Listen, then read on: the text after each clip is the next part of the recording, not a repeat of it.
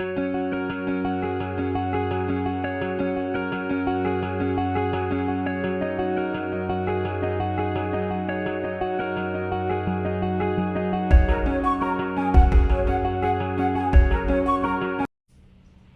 ನಮಸ್ಕಾರ. ನನ್ನ ಹೆಸರು ಗುರು ಲಕ್ಕೊಂಡಿ.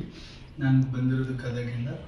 ಡಿಗ್ರಿ ಕಂಪ್ಲೀಟ್ ಮಾಡಿದ್ದು ಕಲಾಮಂದಿರ್ ಸ್ಕೂಲ್ ಆಫ್ ಆರ್ಟ್ಸಲ್ಲಿ. ನೀವು ನೋಡುತ್ತಿರುವ ನನ್ನ ಕಡಲೆಕಾಯಿ ಕಲಾಕೃತಿಗಳಲ್ಲಿ ಕಡಲೆಕಾಯಿ ಎಂದು ಸರಳ ರೂಪದಿಂದ ನಾನು ಚಿತ್ರಗಳನ್ನು ಮಾಡುತ್ತೇನೆ.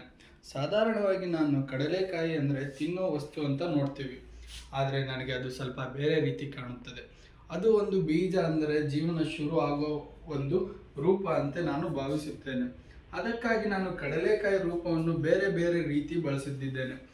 ಕಡಲೆಕಾಯಿ ಚಿತ್ರಗಳಲ್ಲಿ ಅದು ಮಾನವನ ಹಾಗೆ ಕಾಣುತ್ತದೆ, ಕೆಲವೊಂದರಲ್ಲಿ ಅದು ಒಂದು ವಿಭಿನ್ನವಾಗಿ ಕಾಣುತ್ತದೆ. ಒಂದು ಚಿತ್ರದಲ್ಲಿ ಕಡಲೆಕಾಯಿ ಕನ್ನಡಕ ಹಾಕಿರುವಂತೆ ಇದೆ, ಇನ್ನೊಂದು ಚಿತ್ರದಲ್ಲಿ ಬೇರೆ ವಸ್ತು ಜೊತೆ ಸೇರಿ ಬರುತ್ತದೆ. ಇಲ್ಲಿ ಒಂದು ಹಾಸಿಗೆ ಇನ್ಸ್ಟಾಲೇಷನ್ ಇದೆ, ಹಾಸಿಗೆಯ ಮೇಲೆ ಕಡಲೆಕಾಯಿ ಹಾಕಿದ್ದೇನೆ. ಅದು ನೋಡುವಾಗ ಸ್ವಲ್ಪ ವಿಚಿತ್ರವಾಗಿ ಅನಿಸಬಹುದು, ಆದರೆ ಅದರಿಂದ ಒಂದು ಚಿಕ್ಕ ವಿಚಾರ ನೆನಪಾಗಲೇಬೇಕು ಅನ್ನೋದು ನನ್ನ ಯೋಚನೆ.